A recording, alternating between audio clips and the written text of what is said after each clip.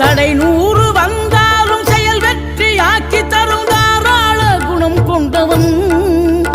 நீ வலை வீசும் அறிவுக்கு தொலைவானவானாகி மாறாது அருள் செய்பவன் தீராத காதலோடு திருவடியை தொழுபவர்க்கு திரவியமே தருகின்றவன் நீ தாராள உள்ளமோடு தவக்கோலம் கொண்டு பெறும் தார்மீக பொருள் தந்தவன் தார்மீக பொருள் தந்தவன் ஆறுபடை வீடும் அருள் வழங்கும் முருகா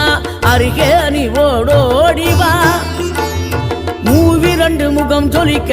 2 கரங்களுடன் ஆதர